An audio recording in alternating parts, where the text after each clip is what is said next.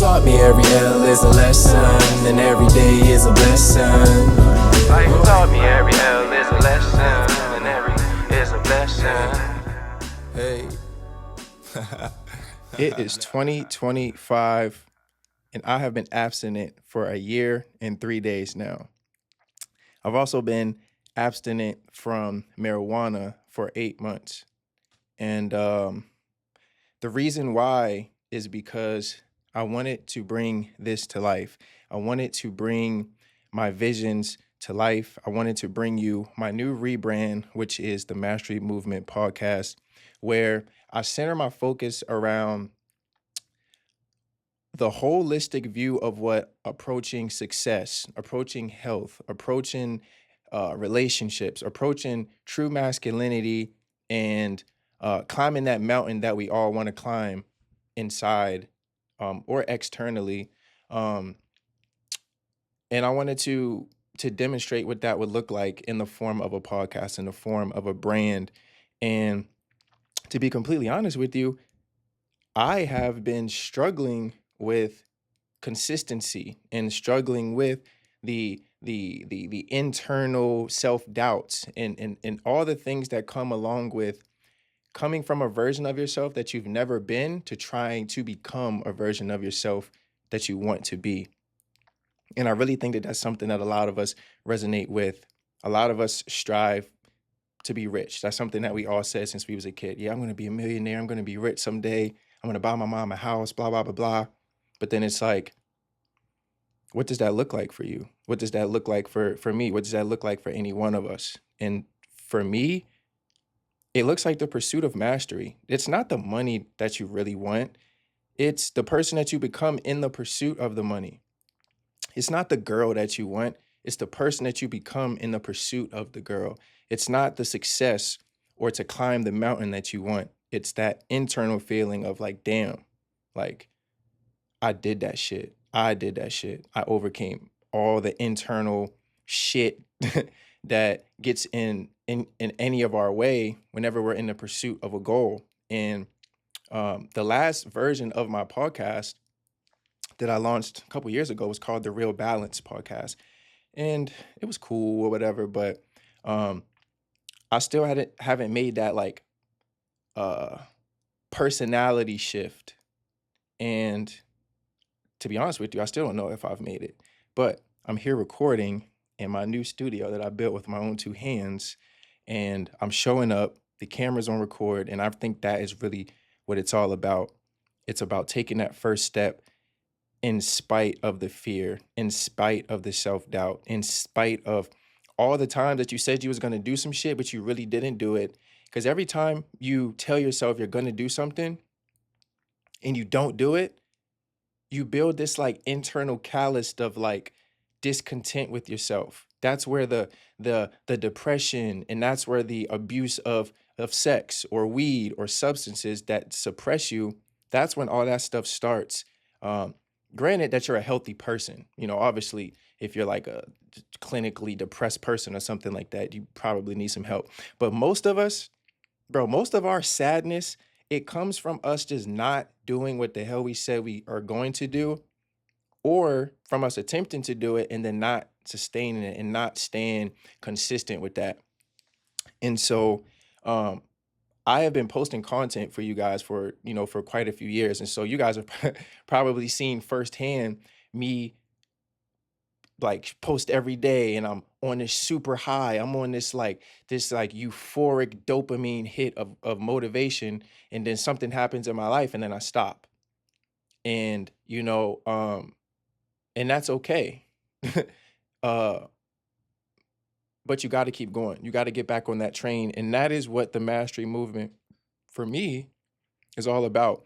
I wanted to bring something to my audience, to bring something to the world where I feel like I'm giving genuine value, something that I can feel like I'm contributing to the world with, and something that that I can look back and be proud on. I always wanted to be in media. I've always wanted to establish a voice for myself. I've always wanted to be heard, and I've always felt like I had a voice that needed to be heard. I always felt like I had a message that needed to be spoken. But if you look at any hero's journey, you gotta go through the dragon before you get through to the princess. You know what I'm saying? You gotta go through the trials and the tribulations before you get to the pina coladas and shit on the beach. You know what I'm saying? And that was my inspiration behind this this rebrand. Um, and so where have I been? Well, I've been abstinent for a year, which is crazy because if you know me personally, you know I'm a freaky motherfucker. And so I haven't been abstinent for like anything religious or because I'm holier than thou or for anything other than a compilation of I'm not where I want to be. I don't make the money that I want to make. Um, Sex is such a form of distraction, especially for a man that has a vision on his mind and has a mission on his heart. Like if you are that type of guy, you know what I'm talking about, bro. When something is just always on the back of your mind, always, even after sex, you could be laying there with a little baddie, and what's on your mind is like, damn, bro, how am I gonna get rich? Like, damn, bro, like how am I gonna? It's just this vision that's just burning in the back of your mind. So I said, fuck it, fuck it. I was talking to somebody, I cut that off, and I set out to gain clarity. And so the two things that I felt like were really, really in my way were situationships and just casual sexual relationships. Because one, I feel like as a man who's mission oriented, you don't need to have like you don't need to go out here and find a wife tomorrow or something like that. But women can be a distraction. And so if you're a man who's got a vision on your heart and you've got something in the world that you really, really want to do, it's not wise or respectful to the thing that you say you really want if you out here fucking off. You know what I mean? You got a roster full of 3, 4, 5 women. Sometimes even if you got one woman in your life who's not the right woman, who's aligned with where you want to be in your life, you just sometimes you just got to cut it all out. I'm not here to preach to you. I'm not here to tell you to do what I'm doing. I'm trying to tell you that the universe works off of the law of sacrifice. You can even go back to like fucking the ancient dark times when they were sacrificing goats and shit. Like seriously, like everything in the universe goes off of sacrifice. You have to give up something to gain something.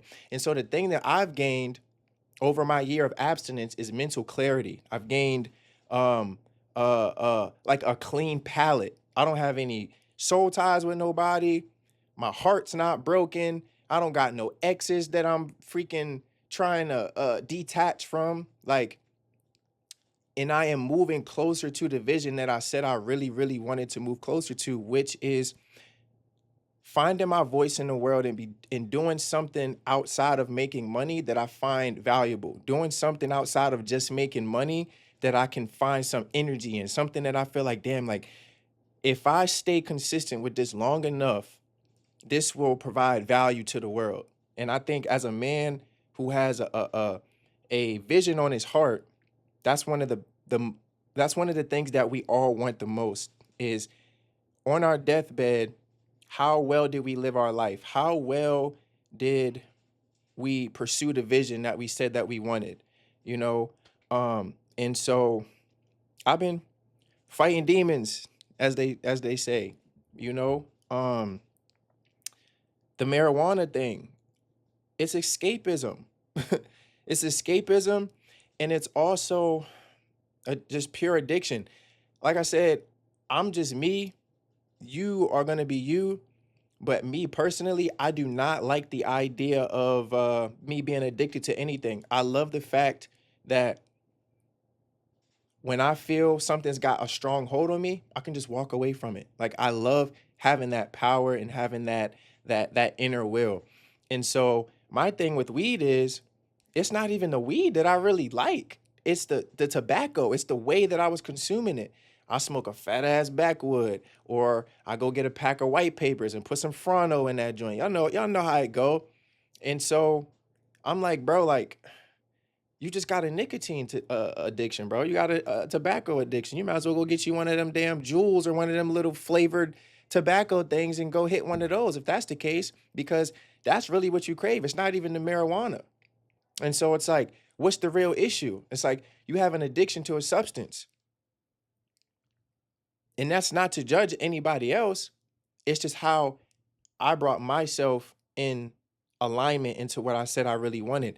I want to be a man that other men can look at and say, like, oh, he did it. He can be abstinent for a year. He's not a cornball. He's not weird. Um, he can refrain from sex. He can refrain from uh addictions. So why can't I? You know what I'm saying? And so that is what the mastery movement is all about. You know, it's just about finding a like-minded group of people. It don't even have to be just men, but finding those people, relaying the message, and I really hope that over time and consistency, I can transform people's lives through my message and through this movement. You know, and so I feel good. I feel proud that I was able to refrain from sex for a year. Literally everybody that I tell that, they're like, "Bro, you?" And they're also like, "Damn." And then like even today in the gym, they're like, "I never thought that it's something that I could do." And now they're like, "Damn, bro, I think I want to try that." You know what I mean? And so um that's what it was all about. That's where I've been. That's what I've been up to, just trying to refine myself. Um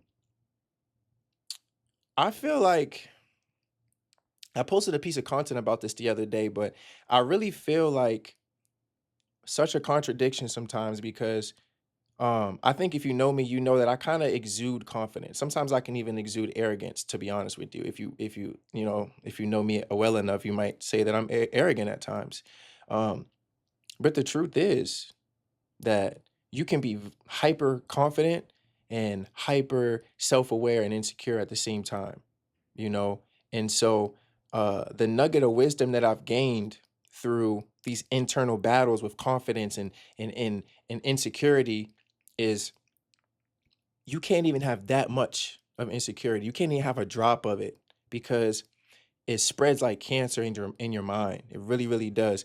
And just that one drop of doubt, that one drop of insecurity floods your mind like a cancer. And now all that confidence, all that charisma, all that gusto that you had towards life, towards your goals, towards who you think you are, even if you ain't who you think you are, you can be that. You can become that.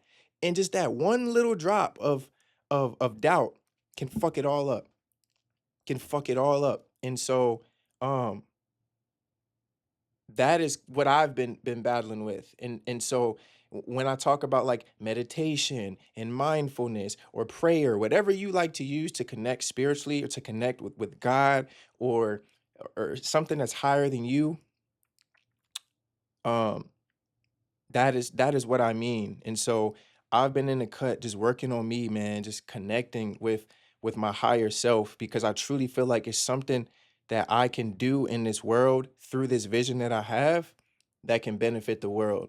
All I got to do is just stay consistent and have faith, you know? Um and so that's where I've been, man. I've just been crafting myself, and I feel ready. They say you never feel ready, but I feel prepared. I built out the damn studio. I went and bought all this damn expensive equipment. Um, I had to separate myself from relationships. I feel clean right now. I feel like my spirit feels clean. I feel like I just did a 40-day fast and now I'm coming out the jungle. You know what I'm saying? With a damn a wolf cape on or some shit. You know what I'm saying? And so like um spiritual battles are real, man. They're real. And so the mastery movement it's very much combining the spiritual, the physical, and bringing it all together in a holistic manner so that people can feel more whole, more balanced, more inspired, more encouraged. And I just hope that I can be that inspiring guide or light to to anyone who watches, And so yeah, man, that's what that's what this first episode is about. Um I'm Darren. I'm from Baltimore, Maryland.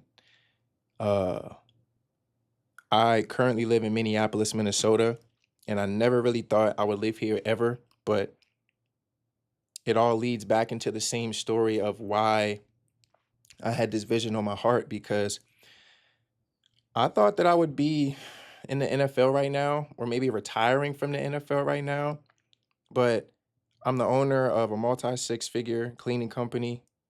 And to be honest, I used to be like ashamed of that because I started cleaning. Sometimes I still do clean, to be honest with you. Um, and my ego took a hit because I'm like, bro, how did you go from being a man? I was always popular. Like I said, I mean, I have, like I said, sometimes my confidence can come off as arrogant, but the truth is, I've always been popular no matter where I was. I've always, women have never been a struggle for me to get. Um, you know, I was very blessed genetically with the height and the athletic abilities, and like these gifts that made life fairly easy for me. And then you go through life and being a kid from the inner city of Baltimore, or living on the south side of Cumberland in the projects, you you develop these poor habits, and you develop these traits that kind of attach to you. And nobody tells you how hard it is to, what did they say? What's that saying? You can take the nigga out the hood, but you can't take the hood out the nigga. I swear it's so true. And like, my journey of refinement has been just that. I started from Morgan State, four ride scholarship, but I get kicked off the team for behavioral issues, you know. And then I transferred to Towson University, and I didn't have any behavioral issues on the football team, but I had behavioral issues outside of the football team. I'm now facing 5 years in prison, and thank God that the judge saw something in me, and she decided to drop my felony to a misdemeanor. And 9 days after my court case, I'm getting ready to end everything, my NFL dreams, my college dreams, squander all of my talent that God has given me. I'm getting ready to squander it because I'm about to take my ass to jail for being stupid. And luckily, this freaking judge, I don't know her name, but I'm gonna find her name because I need to send her some flowers or some shit, because she could have changed my life, and for the worst. Um, but she drops my felony to a misdemeanor, and then uh, I, out of faith, I had already booked a ticket to Wappington, North Dakota. I booked a ticket to Wappington, North Dakota, and I did that. And I told her that if you don't send me to prison, because I'm facing 5 years in prison with a public defender. I was doing stupid shit and didn't have enough money to hire a real lawyer. So I'm facing 5 years in prison with a public defender. And so I asked the judge, like, if you give me a chance, you won't hear anything out of me as far as the legal system. I'm gonna go to North Dakota, I'm gonna chase my football dream, and I'm gonna go to the NFL because I'm really, really good at football. And uh I guess she believed me because she let me off. I was on probation, blah, blah, blah, blah. Paid my little court fees and shit. And then I went to Wappington, North Dakota, and I played football for 1 year there. And then that's when everything took off. But I was still in that journey of self-refinement um, there. But that is where my journey started. And that's why I'm so grateful for living out here in the Midwest, because um, the nigga got out the hood, but the hood was still in the nigga. So, um, man, this whole journey for me has just been about self-refinement over and over and over and over again. And um, there's been so many times I've went back to Baltimore and people have been like, "Damn, bro, like you're so different now." And I'm like, kind of like I'm still me, but I'm not. I'm different. I'm just refined. I crave refinement. I crave growth and change. And I genuinely believe that if I follow this vision on my heart, that I can change people's lives, that I can change the world even in my own little way. You know what I'm saying? Um, you never know what a small thing could turn into if you have faith in it. And so um, that is what this whole thing is about, man. It's a movement of faith. It's a movement of action. It's a movement of discipline. It's a movement of self-confidence. It's a movement of self-refinement and not taking bullshit from yourself, holding yourself to a higher standard, because we all say we want this and that, but it's like, bro, nobody's coming to save you, my G. I swear, I swear nobody's coming to save you. If you're a Christian and you believe in the afterlife, or Muslim, or whatever you believe in, maybe your religious practice, there's a heaven for you. But on this 3D physical earth, bro, nobody's coming to save you. Nobody. And nobody's going to make your dreams come to reality. Nobody's going to make you get up early in the morning. Nobody's going to make you eat right. Nobody's going to make you hit the damn gym. Nobody's going to make you pick up the phone and grow that business that you said you was going to grow. Nobody's going to make you start dressing different and exuding more confidence so that you can be better with women. Nobody is going to save you. And I just think we live in this soft, coddled ass world that doesn't understand that on a deep level. And so, you know, I'm just here to give a kind, gentle, harsh push at the same time, into that reality, because that is the reality, and including myself. You know how long it took me to like get the balls to actually just like launch this shit? Like seriously, like I've been had this shit built out, but I was just in my head like, oh, how do I what's my first episode gonna be, and like how am I gonna, and it's like, bro, just fucking record, turn the fucking camera on and record some shit. And so that's the mastery movement, man. That's why this exists. It's for financial freedom. I love entrepreneurship. I love the game of entrepreneurship, because it's refined me. If there's anything in this world that's refined me, it's been becoming an entrepreneur. It's the pursuit of creative expression. Like, I feel good right now. I feel good. I feel like I'm aligned. I feel like I'm doing what I'm supposed to be doing. I love music. If you know me, I love to rap. I love to sing. I love to act. I just love to play around in all types of the different arts. But I feel like somewhere in myself, I told myself, like, you aren't good enough. You aren't funny enough. You aren't talented enough. You aren't, or you can't. And it's like, who the fuck said that? I did, but that ain't the fucking truth. You know what I'm saying? And so, like, they say that the human experience is one, that we're all individuals experiencing the same shit through different lenses of life.